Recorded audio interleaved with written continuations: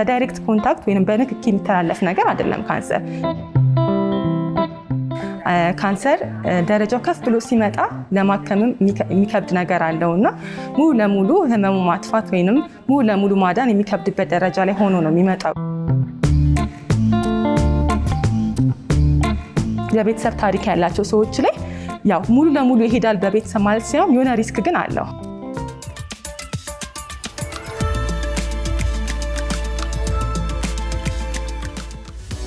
ለብዙዎቻችን ካንሰር ሲባል ወዲያ አእምሯችን የሚመጣው ተስፋ መቁረጥ ነው። ግን ይህ አይደለም፣ ካንሰር የሚታከም ነው፣ ክትትል የሚደረግለት ነው በማለት በርካታ ማዕከላት እየተከፈቱ ነው። ከነዛ ማዕከላት መካከል የክብር ደስታ ይገኝበታል። ዛሬ በማዕከሉ የምናደርገውን ቆይታ እንድትከታተሉ እንጋብዛቸዋለን።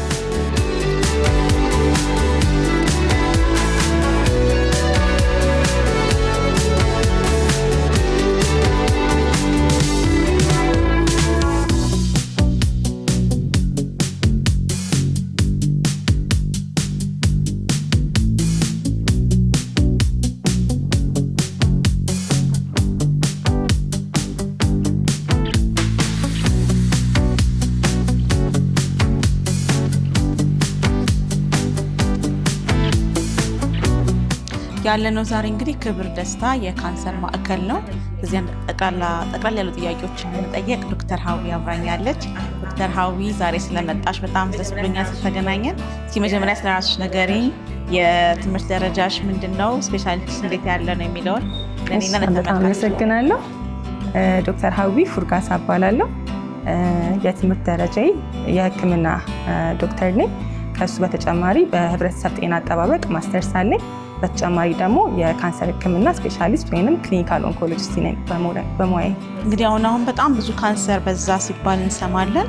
ካንሰር በዝቶ ነው ወይስ የመመርመር አቅማችን ጨምሮ ነው? ለምንድን ነው አሁን በየቦታው ሁሉም ህመም ካንሰር? በጣም ጥሩ ጥያቄ ነው። ይሄ አንቺ ብቻ ሳይሆን ብዙ ሰው የሚያነሳው ጥያቄ ነው። ወደ ህክምና ተቋምም ሲመጡ ይሄ ነገር በዛ እየተባልን ብዙ የሚደርሰን ጥያቄ ነው እና ይህን ስለጠየቅሽ በጣም አመሰግናለሁ። አንድ እንዳልሽው የመመርመር አቅማችን የመጨመር ነገር አለው። አሁን በፊት በቂ የሆነ ቅድመ ካንሰር ምርመራ ማሽኖች አልነበሩንም። በቂ ሲቲ ስካን ማሽኖች አልነበሩንም።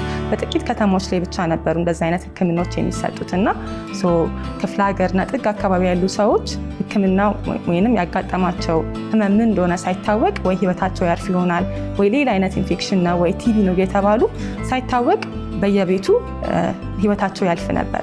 አሁን ግን መሻሻል ስላለ ወደ ጤና ተቋማት እየመጡ ምርመራ ያደረጉ እየታየ ነው የካንሰር መጨመር ማለት ነው። ግን ከዚህ ደግሞ ጎን ለጎን በፊት ከነበረው የአኗኗር ዘይቤ ላይፍ ስታይል የምንለው ነገር ላይ ለውጥ ስለመጣ ከሱ ጋር አብሮ ተያይዞም የመጡ ካንሰር ላይ እኛ ሀገር ብቻ ሳይሆን በአጠቃላይ ዓለም ላይ የካንሰር የቁጥር ፕሮጀክሽን በጣም ነው የጨመረው እና ይሄ እንግዲህ የሚያሳየው ሞር ይሄ ሰደንተሪ የሚባል ወይንም ብዙ ይሄ እንቅስቃሴ የሌለበት አይነት አኗኗር፣ ብዙ የምንመገባቸው ምግቦችም ኮንትሪቢዩት ያደርጋሉ። አየሩ፣ ብክለቱ፣ ብዙ ነገሮች ለዚህ ፋክተር ኮንትሪቢዩት ያደርጋሉ ወይንም አስተዋጽኦ ያደርጋሉ ማለት ነው። አንድ መመርመር አቅም መጨመር ነው። ሌላ ደግሞ ያለው ዓለም ላይ ያለው ከእድገት ጋር ከኢንዱስትሪላይዜሽን ጋር የመጡ ብዙ ለውጦች አሉ እና ከእሱ አንጻር የካንሰር መጠን እየጨመረ ሄዷል ማለት ነው። ከዚሁ ጋር ተያይዞ እንግዲህ ብዙ ጊዜ ሐኪሞች ምን ሲሉ ይደመጣሉ? ይህንን ነገር ቀደም ብለን ብናውቀው ኖሮ የተሻለ የህክምና ውጤት ይመጣ ነበር ሲሉ ይደመጣሉ።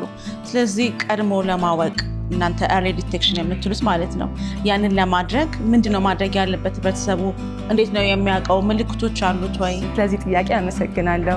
እንደ ኦንኮሎጂስት ወይም እንደ ካንሰር ህክምና ሐኪም ካንሰር ደረጃው ከፍ ብሎ ሲመጣ ለማከምም የሚከብድ ነገር አለው እና ሙሉ ለሙሉ ህመሙ ማጥፋት ወይንም ሙሉ ለሙሉ ማዳን የሚከብድበት ደረጃ ላይ ሆኖ ነው የሚመጣው የኛ ህብረተሰብ እና በፐርሰንት ራሱ ካየነው ከ60 እስከ 70% የሚባሉት አብዛኞቹን ካንሰሮች ደረጃ 4 ወይ ደረጃ 3 ከፍተኛ የሚባለው ላይ ከደረሱ በኋላ ነው የሚመጡት እና እንደዛ ሲሆን ሙሉ ለሙሉ ከሰውነት ለማከምና ተገቢውን የሆነ ኦፕራሲዮን ለማድረግ ወይንም ኬሞቴራፒ ለመስጠት አቅማቸውን ከተዳከመ በኋላ በሌላ ህክምና ብዙ ወጪና ሌላ ብዙ ድካም ካለፉ በኋላ ነው እኛ ጋር የሚመጡትና እንደዛ እንዳይሆን ዋነኛው ስቴፑ ቀድሞ መመርመር፣ ቅድመ ምርመራ፣ ይሄ ስክሪኒንግ የምንለው ነገር ማለት ነው። ስክሪኒንግ በብዙ ነገር ይጠቅማቸዋል። አሁን ለተለያዩ የሰውነት ላይ ከሚነሱ ካንሰሮች፣ ጠጣር ካንሰሮች ሪከመንድ የሚደረጉ የሚመከሩ ስክሪኒንግ ቴክኒኮች ወይንም መንገዶች አሉ እና ለጡት አለ፣ ለማህፀን ጫፍ ካንሰሮች አሉ።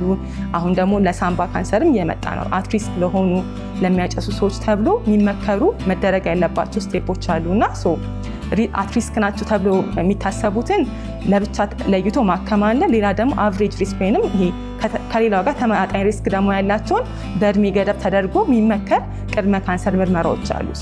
ቅድመ ካንሰር ማድረጉ የሚጠቅመው ነገር ካንሰሩን ቀድመን ማግኘትና በሆነ ዓመት እንቀድመዋለን። ይሄ ለእኛ በጣም ጥሩ ነው የሚሆነው። አሁን ለምሳሌ ለጡት ካንሰር የሚደረጉ ምርመራዎች ቢያንስ ከ1 እስከ 5 ዓመት እንቀድመዋለን። የማህፀን ጫፍ ካንሰር ላይ ደግሞ ሲሆን ኦልሞስት እስከ 10 ዓመት ከዛም በላይ ቀድመን ነው ሴሎቹ የምናገኛቸው። ገና ወደዛ የሚቀየሩ ሴሎችን ቀድመን ስለሆነ የምንይዛቸው በ10 ዓመት መቅደም ማለት የሚያመጣውን ኢፌክት ማሰብ እንችላለን። ልክ እንደዚህ ሌሎችም ካንሰሮች አሁን የአንጀት ካንሰር ኮሎኖስኮፒ በመሰራት እስከ 5 ዓመት ቀድመን ዲቴክት ማድረግ እንችላለን። አንዳንዴ እስከ 10 ዓመትም ቀድመን ማወቅ እንችላለን ካንሰሩም ማለት ነው። ቀድሞ የሚታወቁ በእንጭጩ እንዲቀሩ ማድረግ የምንችላቸው አይነት እንትኖች አሉ፣ የካንሰር አይነቶች አሉ። ሌሎቹ ደግሞ ቀድሞ እንኳን ካልታወቀና ምልክቶች ሲታዩ ቀድሞ ወደ ጤና ተቋማት በመምጣት የሚደረገው ሕክምና የምናውቀው የካንሰር ደረጃዎች አሉ። ደረጃ 1፣ 2፣ 3፣ 4 የሚባሉ ማለት ነው። ደረጃና 1 እና 2 ላይ ያሉት አብዛኞቹ ካንሰሮች ለሕክምና በጣም አመቺና ሙሉ ለሙሉ ካንሰሩን ከሰውነት ለማስወገድ በሚመች ደረጃ ሆኖ ነው የሚመጡት ማለት ነው። በዛ ደረጃ ላይ ሲመጡ ለእኛም በጣም ይቀለናል ለማከም፣ ለታካሚውም አመርቂ የሆነ ውጤት ያገኛሉ ማለት ነው። ግን እንደዚህ ሲባል 3 እና 4 ወር ከዛ በላይ የሆኑ ደረጃዎችን ማከም አንችልም ማለት ሳይሆን ለእነሱም ሕክምና አማራጮች በደንብ አሉ። ግን ደግሞ የምንጠብቀው የፕሮግኖሲስ የምንለው ነገር ቀድሞ ከሚገኙት አንጻር ትንሽ የመቀነስ ነገር ይኖረዋል። ይህን ለማስረዳት ያክል እንግዲህ አሁን ያው የካንሰር ሴንተሮች የተስፋፉ ነው። አሁንም ያለ ነው ክብርት ተስፋ የካንሰር ማዕከል ነው። እንግዲህ ከዚህ ጋር በተያያዘ ህብረተሰቡ ቶሎ እንዳይመጣ የሚያደርጋቸው ነገሮች ምንድን ናቸው? ከካንሰር ጋር ተያይዘው ትክክለኛ ያልሆኑ አመለካከቶች የምትሏቸው እናንተና ህብረተሰቡ እንዲያውቋቸው የምትፈልጓቸው ስለ ሕክምናው ሊሆን ይችላል፣ ቀድሞ ስለመመርመር ሊሆን ይችላል።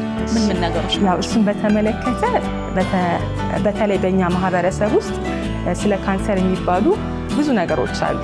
ትክክለኝነታቸው በጣም ከእውነታው የራቁ ነገሮች አሉ እና እነሱን ማስተካከል የኛም ኃላፊነት ስለሆነ ነው እንደዚህ ሚዲያ ላይ ወጥተን እየተናገርን ያለው ነው እና እንደዚህ በማድረጋችንም ብዙ ሰው እንግዲህ ቀድሞ እንዲመጣም ስለሚያግዛቸው ይህን ነገር አድሬስ ማድረግ አለብን እንደ ሕክምና ባለሙያ ማለት ነው።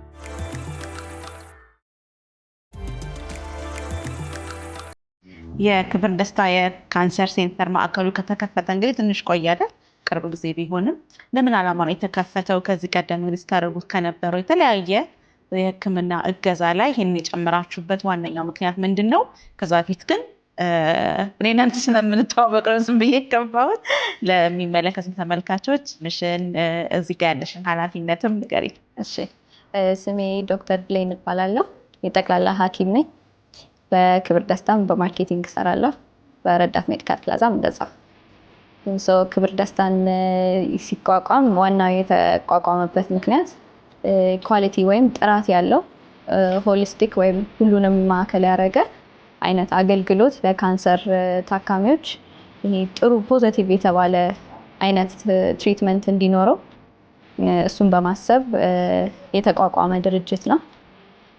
አይ ቲንክ ኦልሞስት አሁን 6-7 ወር ይሆነዋል ከተከፈተ።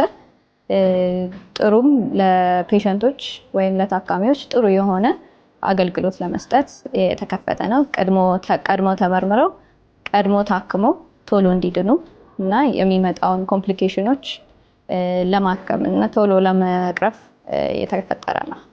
ደስ ይላል። እንግዲህ ቀደም ብለን የተገናኘን ጊዜ የጡት ካንሰር የግንዛቤ ማስጨበጫ ወር ላይ በነፃ ምርመራ በምታደርጉበት ጊዜ ነበር እና ያን ጊዜ አንዳንድ ሴቶችንም አይተን ነበር። ያው ሁሉም ሴቶች ይፈራሉ ቀጥሎ ምንድነው የምንባለው የሚለውን እና እንደው በነዛ ምርመራዎቻችሁ ጊዜ ምን አጋጠማችሁ? እኛም ይሄን ሴንተር ብንከፍት ሰዎች ልናግዝ እንችላለን ያስባሏችሁ ተሞክሮች በረዳትን ስትሰሩ እንዲሁም ደግሞ በዳያግኖስቲካቸውም ስትሰሩ ያጋጠማችሁ ነገር ምንድን ነው? ስለ ካንሰር ምን ተረዳችሁ? ሀገራችን ውስጥ ስላለው ነገር በአጠቃላይ በጣም ኖቲስ ያደረግነው እኔም ስክሪን ስለማረጋቸው የሚመጡትን ታካሚዎች እኔም እድሉን አግኝቼ ስማያቸው ስላሉ በአብዛኛው ስንጠይቃቸው ወይ እድሜያቸው ማንኛውም እንግዲህ ከ40 ዓመት በላይ የሆነች ማንኛውም ሴት የጡት ካንሰር ቅድመ ምርመራ ወይም ማሞግራፊ ማድረግ አለባት። ከዛ በታች ከሆነ እድሜዋ ደግሞ ራሷን በየወሩ መፈተሽ ይኖርባታል።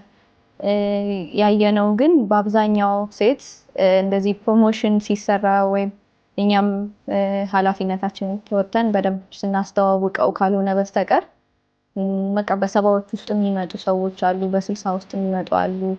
እንደዚህ ቆይተው የሚመጡ ሰዎች አሉ ለስክሪኒንግ ወይም ለቅድመ ምርመራ ማለት ነው። ቅድመ ምርመራ ማለትም ምንም አይነት የሚታይ ነገር ሳይኖራቸው፣ ምንም አይነት እባጭ ሳይኖራቸው ገና በእንጭጩ በትንሹ ለመታየት ማለት ነው። እንደዛ የሚመጡት በጣም ትንሽ ሰው ነው። ይህን ማለት ሄልዝ አዌርነስ ወይም ለጤናቸው ያላቸው ንቃት እንግዲህ የኛ ህዝብ ያው ብዙ የህይወት ሩጫ ስላለም ሊሆን ይችላል። ብዙም እጠይቃቸዋለሁ የእውቀቱ ማነስ ሳይሆን የመዘናጋት ይመስለኛልና ቆም ብለው አስበው ቼክ የሚደረጉት በጣም ትንሽ ሰው ነው። የኛም ፋሲሊቲ ያው ለኢትዮጵያ ህዝብ ሙሉ ባይደርስም የኛ ፋሲሊቲ ውስጥ መተው የሚታዩት ሰዎች ግን ምንም ያህል ቢቆዩ ዋናው የመጀመሪያውን እርምጃ መውሰድ ነውና እየወሰዱ ያሉ ብዙ ሰዎች አሉ። ከድሮም ከሰራ ነው አሁን እየሰራን ያለነው ካምፔን ላይም በጣም ጨምሯል። የሚመጣውም ሰው የሚሰማውም ሰው በጣም ጨምሯል። አሁን ጥሩ እየሰራ ነው ብዬ አስባለሁ። ደስ ይላል። እንግዲህ አሁን በዚህ በክብር ደስታ የካንሰር ማዕከል ሁሉም አይነት ካንሰር ነው የሚታየው ወይስ የጡት ካንሰር እና የማህፀን ብቻ ነው? ምንድን ነው የሚሰጠው የሚለውን ንገሪ። በክብር ደስታ የካንሰር ማዕከል ስንጀምረው ወደ 6-7 ወር ይሆነዋል። የጀመርነው በጡት ካንሰር ኪሞቴራፒ በመስጠት ነው የጀመርነው። አሁን ግን አስፋፍተን ሁሉንም የካንሰር አይነቶች እናክማለን ማለት ነው በመድኃኒት። ከካንሰር ጋር ተያይዞ በማህበረሰባችን ውስጥ የሚባሉ የተሳሳቱ አመለካከቶች አሉ። እሱም ማቃናትና ማስተካከል የኛም ኃላፊነት ስለሆነ ነው ሚዲያ ላይ ወጥተን የምንናገረው። አንደኛው ነገር ካንሰርን እንደ እርግማን ማየት እና ደግሞ ምንም መፍትሄ የሌለው ካንሰርን ከሞት ጋር ካንሰር እኩል ይሆናል ሞት ብሎ ማሰብ ነገር አለ እና እሱ በጣም የተሳሳተ አመለካከት ነው። ታዲያን በውጪዎቹ ዓለም በደንብ የሚታከም ነገር ነው። አሁን እንደ ምሳሌ መስጠት የምፈልገው ነገር ድሮ የተለያዩ ኢንፌክሽኖች ቲቪ ሊሆን ይችላል ኦር ኢቨን HIV ሊሆን ይችላል እና እንደዚህ አይነት ተላላፊ የሆኑ ህመሞችን በኢንፌክሽን የሚመጡ ቲቪ በኤችአይቪ አይነት ህመሞች ለሞት ይዳርጉ ነበር። ግን ትክክለኛው የሆነ ሞደርን ሳይንስ ያመጣቸው የህክምና ዘዴዎች እና መፍትሄዎች እና መድኃኒቶችን በመጠቀም ግን አሁን ቲቪ ሰው ያዘው ሲባል ምንም የሚገርመን ነገር የለም። የተለያዩ የቫይረስ ህመሞችም የተለያየ መድኃኒት ወስደው እድሜያቸው ላይ ምንም በቃ ከሌላው ማህበረሰብ የተለየ ነገር ሳያጋጥማቸው በሰላም ጤናቸው ተጠብቆ ይኖራሉ እና ልክ እንደዛውም ካንሰርም አሁን መጀመሪያ አካባቢ በሚታወቅበት ጊዜ የነበሩት የህክምና አቅሞች ዝቅተኛ ነበሩ። ግን ከጊዜ ጊዜ ሂደት አንጻር እየመጡ ያሉት ህክምናዎች ደግሞ ለካንሰር የሚሰጡት ይሄ ሰርቫይቫል የምንለው አድቫንቴጅ በደንብ እየጨመረ ነው እየመጣ ያለው እና ይህን ነገር ለህብረተሰቡ ማሳወቅ አለብን ከካንሰር መዳን እንደሚቻል። ይህን ደግሞ በደንብ ኤፌክቲቭ ለማድረግ በጊዜ መጥቶ መታከሙ ደግሞ ከምንም በላይ የበለጠ በቃ የተቀናጀ አይነት ህክምና ከሰርጀሪ ጋር አድርጎ እንደ ሳይቱ እንደሚከሰትበት ሳይት ይለያያል እና እንደ መነሻ ሳይቱ አይተን ሰርጀሪ የሚያስፈልገውን ሰርጀሪ መስራት፣ ከዛ ቀጥሎ ኬሞ የሚያስፈልገውን ኬሞ መስጠት፣ አንዳንድ ደግሞ ካለበት ቦታ አንጻር ለሰርጀሪ አመቺ ያልሆነ ቦታ ደግሞ ሲሆን ጨረር ህክምና በመስጠት ማዳን የሚቻል ነገር ነው። ስለዚህ እርግማን ነው ወይ ካንሰር ሞት ነው የሚባለው ነገር ይህ ስህተት እንደሆነ እና በየትኛውም ደረጃ ላይ ያለው ካንሰር መታከም እንደሚቻል እና መፍትሄ እንዳለው ለዚህም ደግሞ ይህንን ህክምና የሚሰጡ ተቋማት ጋር መጥተው ህክምና ማድረግ እንደሚችሉ ነው። ይሄ አንደኛው ነው።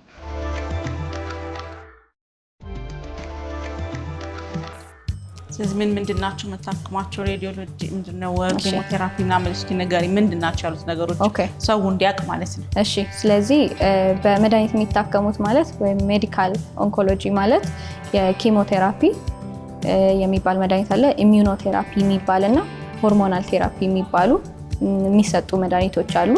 እነዚህም የሚዋጡ ሊሆኑ ይችላሉ፣ በደም ስር የሚሰጡ ሊሆኑ ይችላሉ፣ በጀርባም ሊሰጡ ይችላሉ። እነሱን መድኃኒቶች በአብዛኛው የካንሰር አይነቶች የአንጀት ካንሰር ሊሆን ይችላል፣ የማህፀን በር ጫፍ ካንሰር ሊሆን ይችላል፣ የጡት ካንሰር፣ እነዚህ የማህፀን ካንሰሮች እነዚህን ፕሮስቴት ካንሰር እነዚህን እናክማለን ማለት ነው። ስለዚህ ህመምተኞቹ ታካሚዎቹ ወደ እናንተ የሚመጡት በሪፈራል ነው ወይስ አሁን ይሄን ፕሮግራም ካዩ በኋላ ካንሰር አለቦት ከተባሉ ከየትኛውም የጤና ተቋም በቀጥታ እናንተ ጋር መምጣት ይችላሉ? እንዴት ነው ሪፈራል ሲስተማችሁ የሚሰራው? እሺ ወደ ክብር ደስታ የሚመጡ ታካሚዎች 3 መንገዶች ሊሆን ይችላል። አንደኛው ገና ለመታወቅ ወይም early detection ወይም ቅድመ ምርመራ ሲያደርጉ ለነሱ የጡት ካንሰር ብቻ ሳይሆን የማህፀን በር ጫፍ ካንሰር ሊሆን ይችላል፣ የትልቁ አንጀት ካንሰር ሊሆን ይችላል። እነዚህን ቀድሞ ስክሪን ለመደረግ ወይም ለመታየትም መምጣት ይችላሉ። ሌላ ደግሞ ኦልሬዲ ታውቀው ከሆነ ሌላ ቦታ ታይተው ስፔሻሊስት ሐኪም የሌለበትን ቦታ ቢሆን ታይተው ካንሰር አለ ከተባሉ እኛ ጋር መጥተው ኢኒሻል ወይም የመጀመሪያውን ጀምረው ኮንሰልት ማድረግ ይችላሉ ወይም መታከም ይችላሉ። ሌላኛው ደግሞ እየታከሙ ከነበረ መድኃኒት እየወሰዱ ከነበረ እሱንም ማስቀጠል እንችላለን። እዚህ የሚፈልጉትን መድኃኒቶች እንዳለ ስፔሻሊስት ሐኪሞች ስላሉ ከነሱ ጋር ዲስከስ አድርገው ታካሚዎቹ መጨረስ ይችላሉ። ሌላ ደግሞ ሰከንድ ኦፒኒየን ወይም ሁለተኛ ድጋሚ መታየት የሚፈልጉ ሰዎች ካሉ ጥያቄዎች ካላቸው በአብዛኛው ጊዜ የካንሰር ላይ የምናየው የኢንፎርሜሽን ጋፕ ሊኖር ይችላል። የመረጃ ሰጣጥ ላይ ምን መጠበቅ እንዳለባቸው እንዴት እንደሚታከም ሙሉ ፒክቸር ላይሰጣቸው ይችላልና ለሰከንድ ኦፒኒየን እኛ ጋር መምጣት ይችላሉ፣ እኛ ጋር መቀጠል ይችላሉ።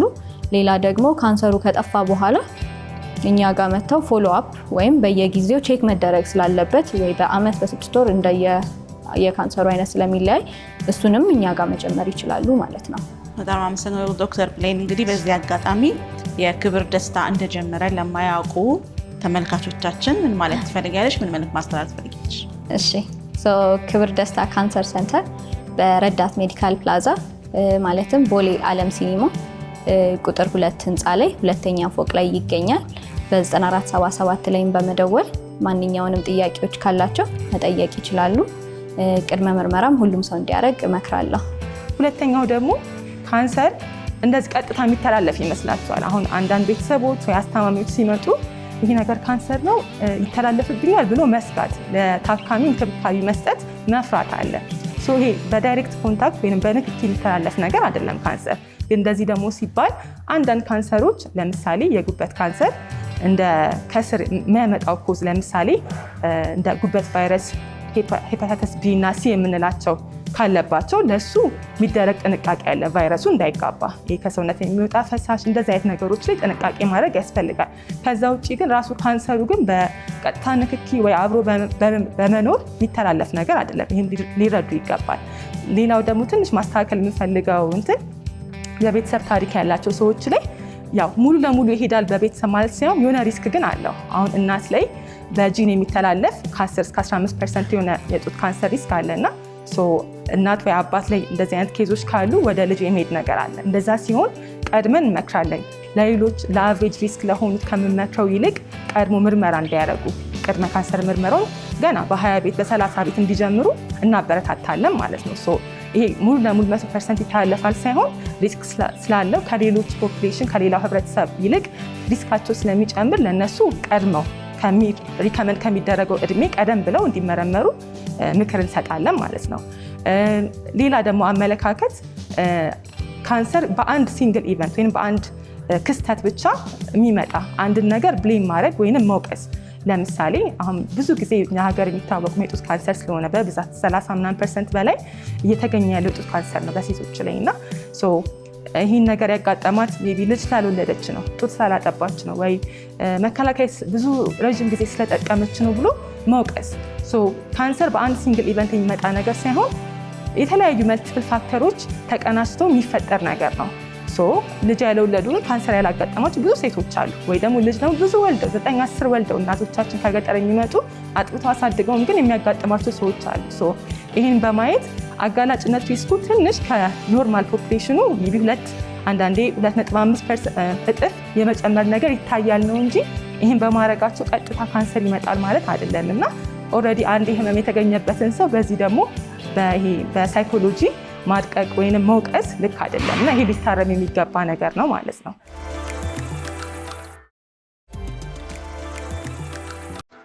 ሌላ አንድ ነገር ደግሞ ለመጨመር ካንሰር ከታወቀ በኋላ ለካንሰር የሚሰጡ ህክምናዎች ኬሞም ሆነ ጨረር ህክምናዎች ከካንሰሩ ይልቅ እነሱ የመግደል አቅም አላቸው ብሎ ደግሞ ማሰብ አለና ስለዚህ ህክምናውን ትቶ ሌላ መፍትሄዎች መፈለግ ነገርም ይታያል እና አንድ ሰው ጨረር ሲጠቀም አረፈ ብሎ ማሰብ ወይ ኬሞ ነው የገደለው ብሎ የማሰብ ነገርም አለ። ይህን እንደ ባለሙያ ለማስረዳት ያክል ለአንድ ሰው ኬሞቴራፒ ወይ ጨረር ህክምና ሲታዘዝለት የሰውየውን ፐርፎርማንስ አቅሙን አይተን ላለበት ደረጃ አገናዝበን ይህንን ኬሞ ይቋቋማል ወይስ አይቋቋምም ብለን ጨረሩ ምን ያክል ይጠቅማል ብለን ወስነን አመዛዝነን ነው።